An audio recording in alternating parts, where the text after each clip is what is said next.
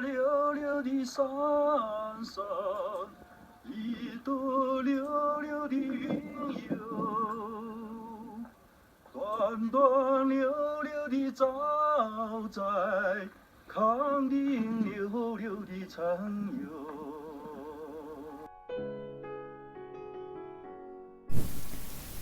This trip is a quest to find beauty in the less traveled roads of China, some of the ancient tea horse roads that merchants walked. From Chengdu, we explore 8 towns of western Sichuan province. Without entering Tibet, we experience the Tibetan culture in border towns of China under Chinese rule. We drive 1,200 miles through high mountains of Tibet in autumn's grandeur. What secrets do the mountains reveal? What can we learn from the locals, both Tibetans and Chinese? Is there harmony or discord?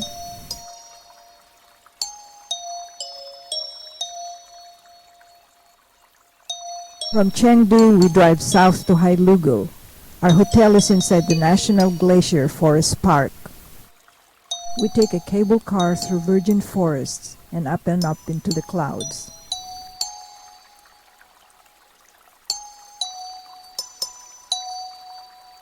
Waterfalls blend with the forest to create a refreshing view at every turn.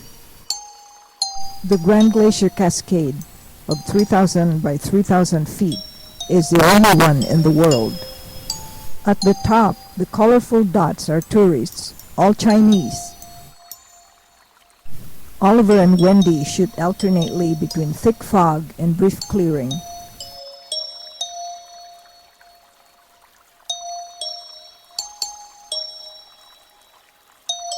While I search for color in the lower slopes.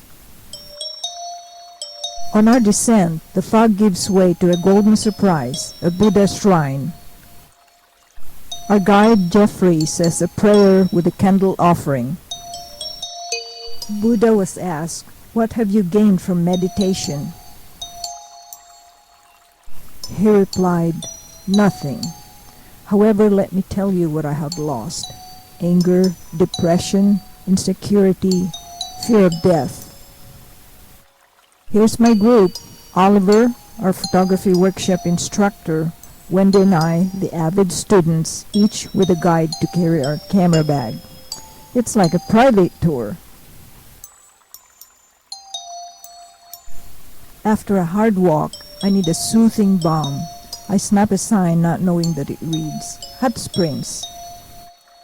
Ah, just what I need. We stopped to see the bridge made famous by Mao Zedong's Long March to Power. His Red Troops, after enduring starvation and bombing, crossing 24 rivers and 18 mountains, emerged as heroes. A large crowd welcomed them at this bridge and avidly joined the Communist Party.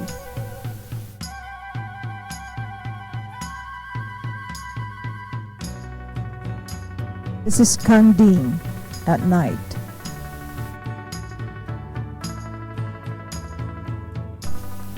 It's famous for the Kangding Love Song, immortalized on this rock.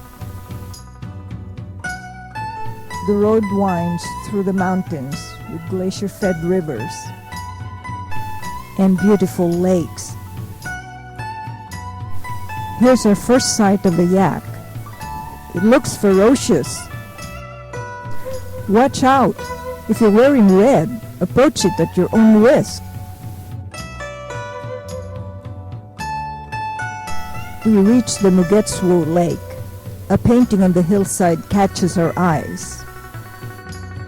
The story goes that the mayor fell ardently in love with a beautiful woman, but she didn't want him.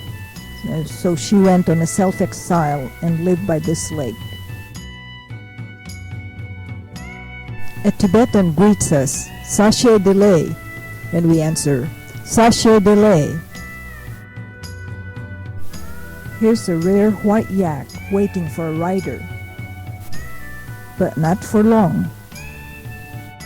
My 3 guys want to gallop up the hill, leaving me alone in the company of my camera in beautiful, bountiful nature.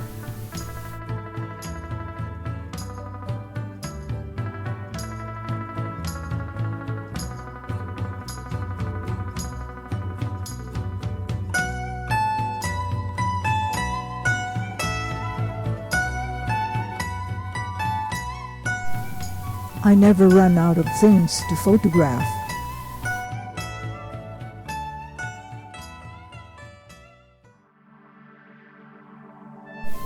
On the way to Yading, we ran into a farmer herding his yaks to green pasture. This mother is intent in protecting her young. Soon we are at the Zido mountain pass.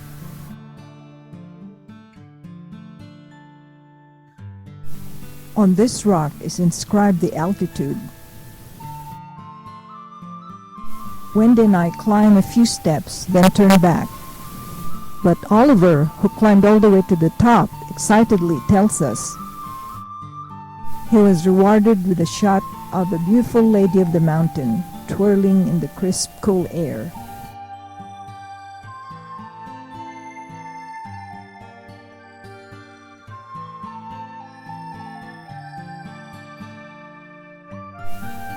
We leave the snow-laden prayer flags for a warmer field of yellow autumn in Chengdu.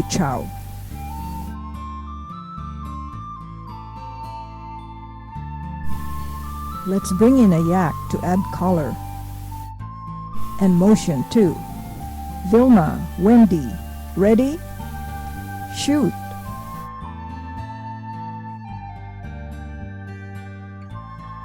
And how do you take a backlit portrait?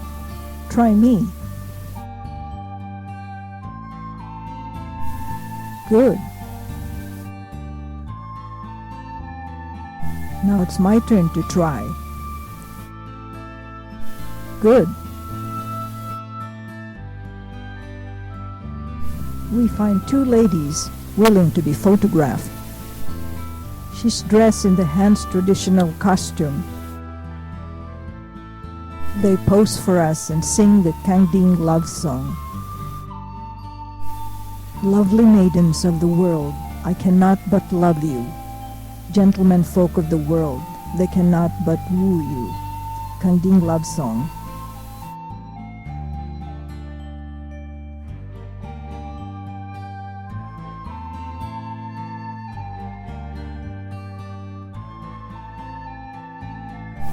I must try the yak meat soup. I won't say yak, but yum! Houses are beautiful, with 4 levels and a deck on top.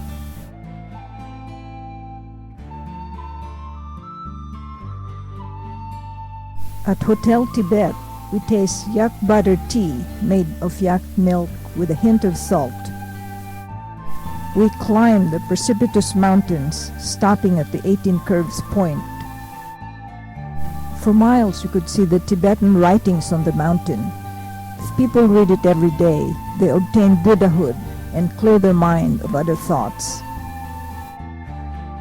This was written by the uneducated and oppressed. It says, they're grateful to the Communist Party for liberating them. They love them and they obey their rules. The Dalai Lama lost power to communism and he organized rebellion. He is now living in India, welcomed by Nehru. We stop at Kazila Mountain Pass. Oliver and Wendy are absorbed by the clouds. But I'm drawn to the white tents. I love the nomadic scene with the watchdog and the yak farmer chopping wood and his wife collecting yak dung for fuel. The yaks are out grazing. For a few dollars, they'd welcome you inside their tent.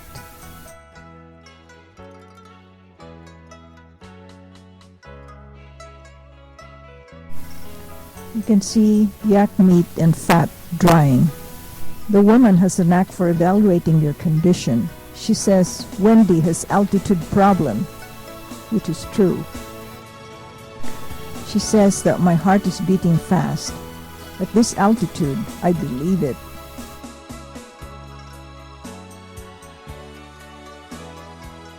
This field of yaks makes a good photo shoot. Oliver is already in the midst of it, dangerously too close to a fight.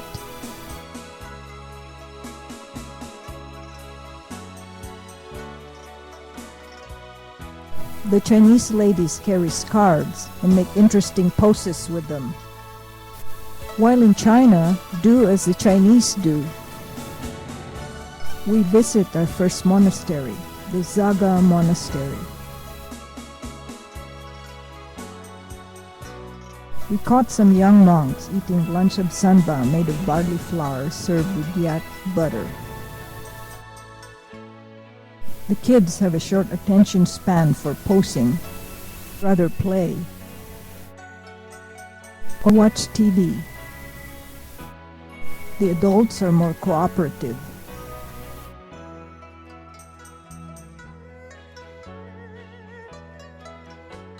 Don't they look radiant in autumn colors?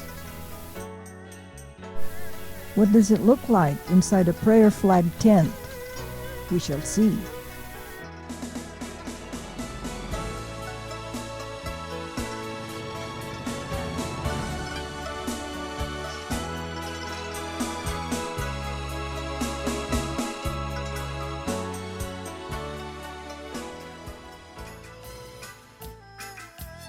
This is the highlight of the trip.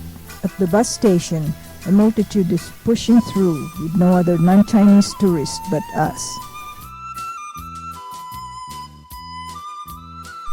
A woman sells oxygen tank for altitude. Don't go without one. Our village is called Shangri-La, where we will spend the night.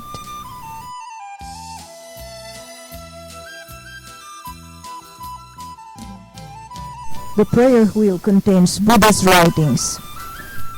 Those who can't read only need to turn the wheel to absorb the essence of his teachings. This devotee carries Buddha's writing burning in a pot while she prays with her beads. I prepare for the 2-mile walk to see this utopia that you've probably never heard of. The Chengdu monastery is built by a monk to worship the 3 mountains. Leprosy struck, and the monk prayed day and night to save the people. The people were saved, but he was the sacrifice. They buried him on the land and piled stones into majestic canes to honor him. There's beautiful nature as you walk up an endless stairway. I brace myself on Sichuan's arm and take a whiff of oxygen to help me breathe at 15,000 feet. I pass by clear streams, snow-covered mountains peeking through towering trees in autumn colors. The air is fresh because there's no pollution. Let it be known that I'm here in 2016. At the base of the 3rd peak is an emerald lake with gentle waves lapping ashore. Here stands the Lady of the Lake, with scarf in her outstretched hands in praise of the holy peak. It's magical. One last look of the snowy peak in the night sky before I go to sleep.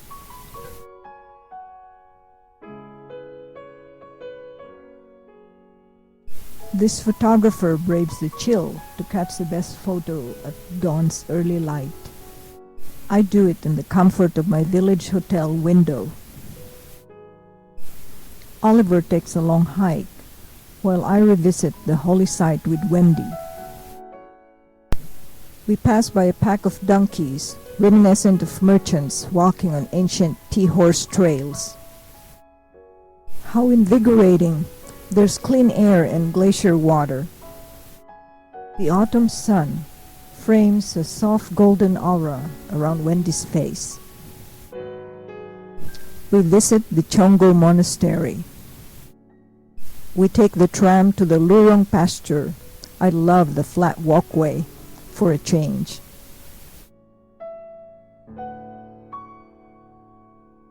The women pose with colorful scarves. It's like a show of reverence to the mountains that protect them. This woman and this man raise their hand in homage too.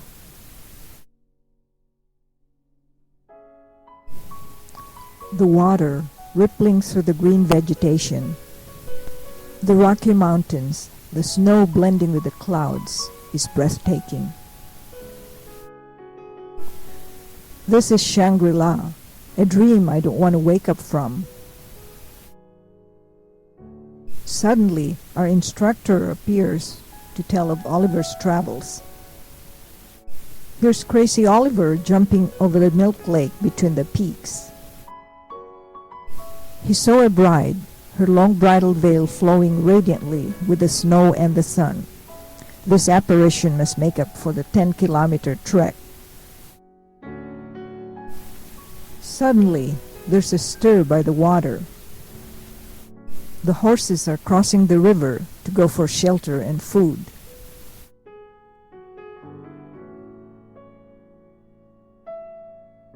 This guy rolls with glee as if to say, "There's no place like home. There's no cat like Cookie." We rush back to our hotel in Yading to play with our favorite resident cat. Tonight, there's a dance at the square. This is where I must be.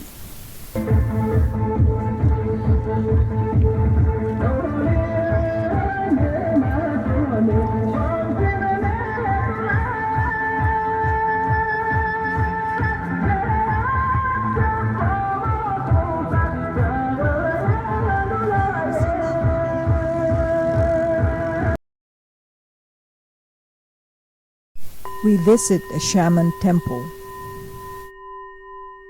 A local can worship only at the entrance. There are 6 hand motions, and he can do 600 sets a day. This monk, who's allowed to pray inside the temple, can do 3,000 sets a day. Upstairs, we catch the monks on a relaxed mood on the break. We have special permission to photograph them in prayer. My religion is simple. My religion is kindness. Dalai Lama. They do prayer chant with trumpet and gong, then do throat singing.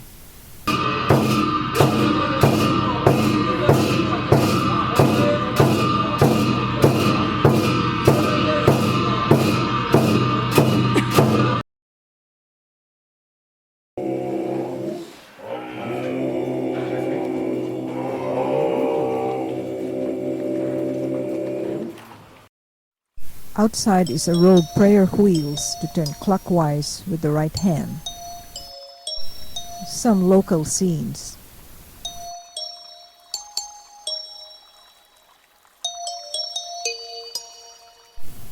Babies are a constant sight and joy. We go south to Daocheng to visit a Tibetan family. They serve tea, refilling your cup to the brim. The happy couple. Mutual love.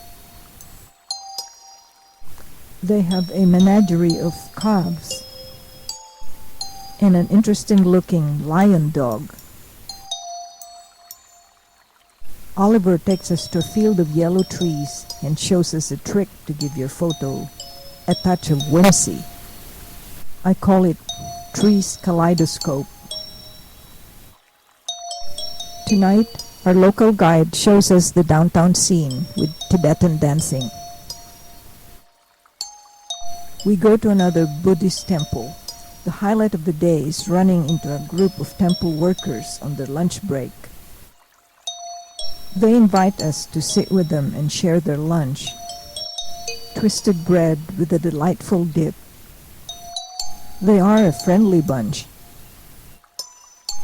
They're not as old as they look.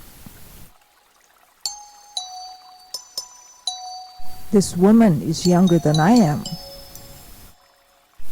The lady signals it's time to pray after a meal.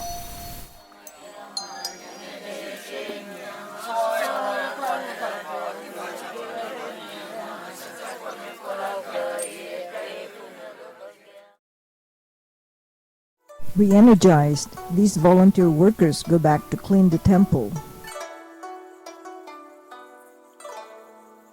We look for a quiet scene in the early morning light and frozen ground. What simple pleasure to capture the animals out to pasture. The mountain ridge and the farmhouse. The chimney smoke, and Vilma precariously walking a thin line.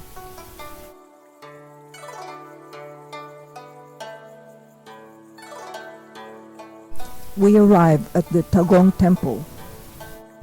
A monk invites us in.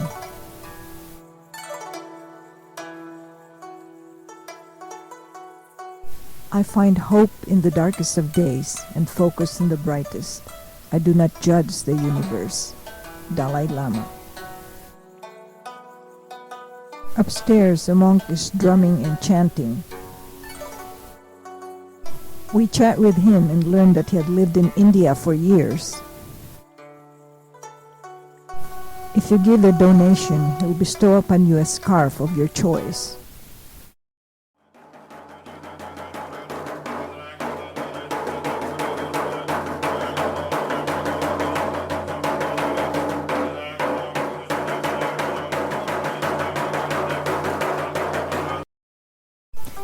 Here am I, flying my orange Tibetan scarf in thanksgiving to the snow mountain.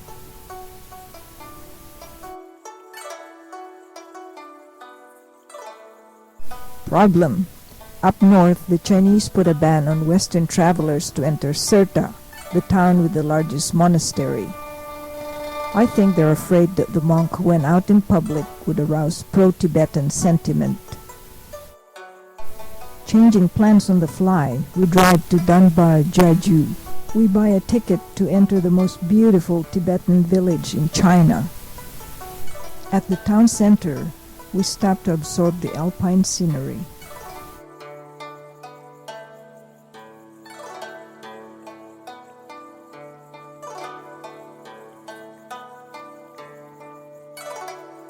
But this wandering yak steals the show.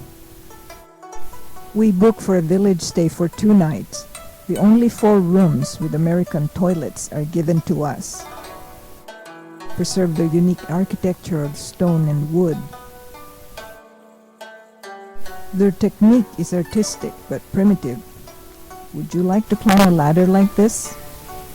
Houses here are multi-level, gracefully flowing with the terrain. Here, time stands still. It's a big house with 20 rooms, fully occupied. You can see the close family ties because their husband works as a driver, grandpa cooks with the baby on his back. He rinses the sheets coming out of the washing machine. Noodle soup for lunch. Dinner is simple, some tasty vegetables and a little meat. The resident women home for lunch. They remind me of the Potato Eaters, the painting by Van Gogh.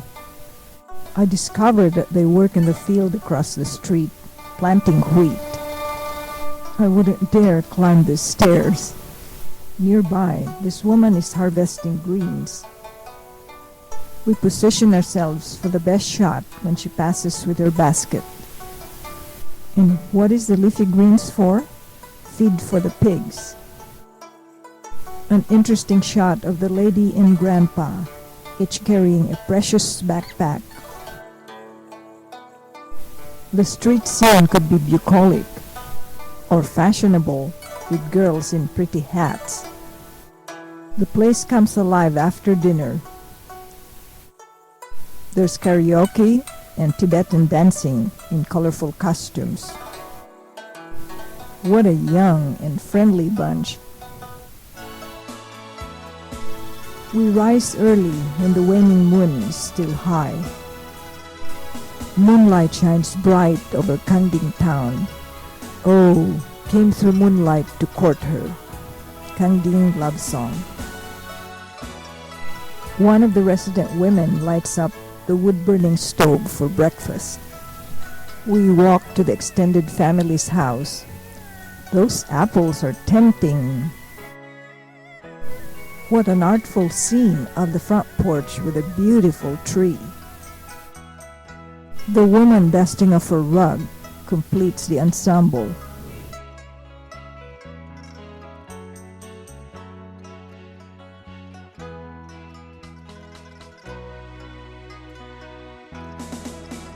Grandpa pops in and visits over tea.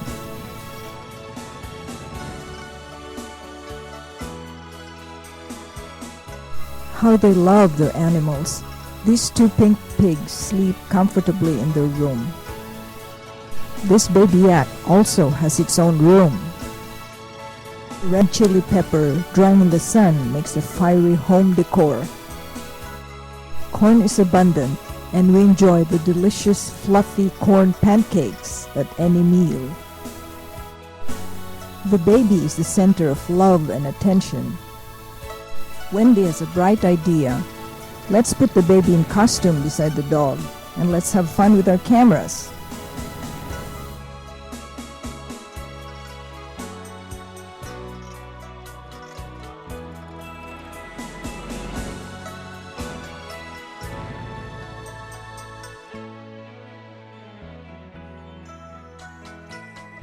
We start the long drive towards Chengdu. The sign says happiness, a portent of what's about to come. For indeed, the Panda Valley is a happy farmer's land. While descending from danba, our eyes feast on autumn's grandeur. Couldn't resist doing a spin dance among the leafy yellows, oranges, and reds.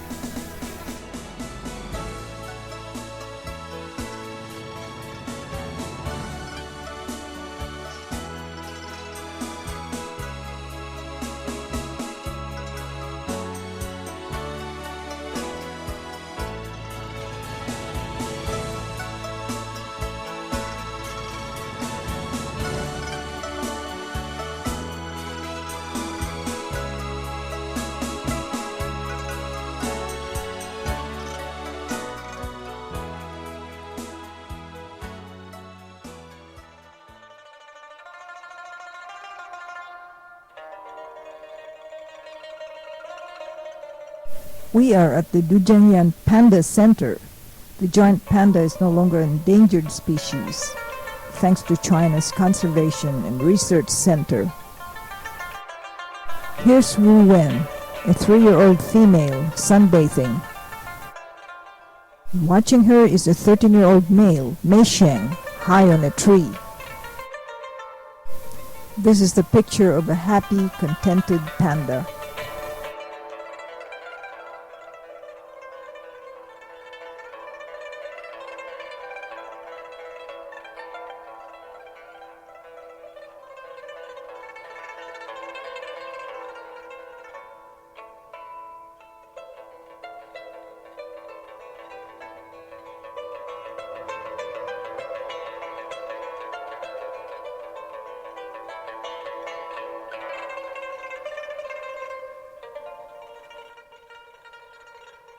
The red panda is smaller, weighing 4 to 6 kilograms.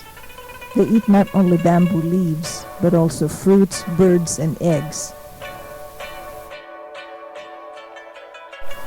They use their ringed bushy tails as a blanket in rainy, high-altitude forests.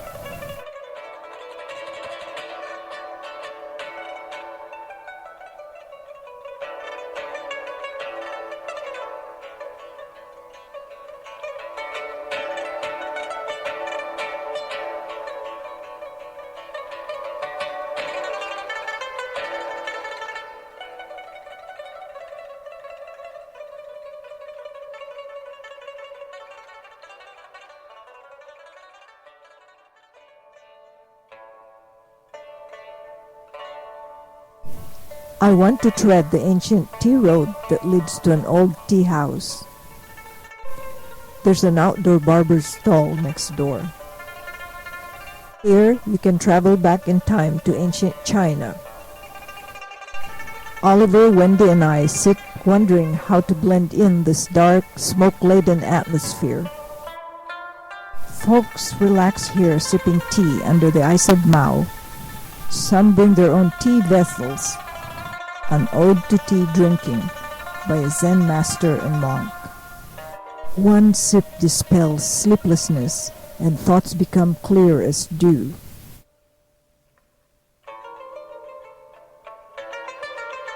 Two sips refreshes my mind like fine raindrops descending on dust. Three sips bring enlightenment and worries evaporate without much ado.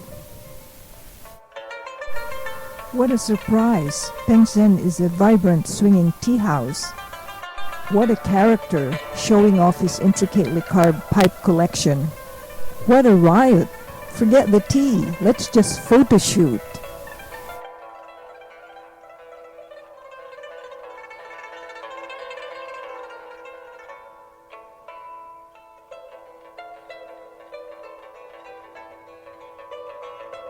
Another surprise. Half of the tea drinkers are photographers.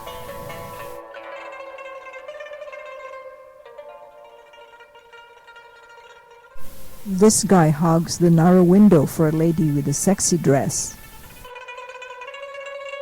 I can only photograph her back view from a distance.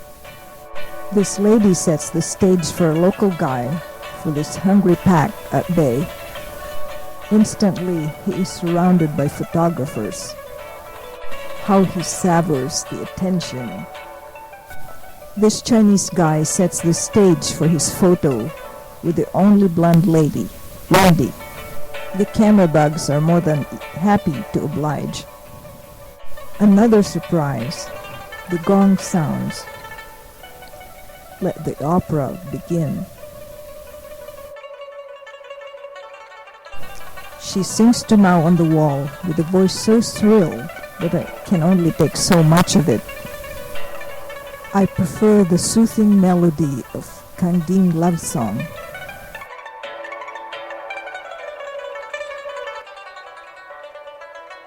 In this trip, I find beauty in simplicity. The life of these pastoral people sway to the song of the mountains and lakes, and the prayer chant to their deity.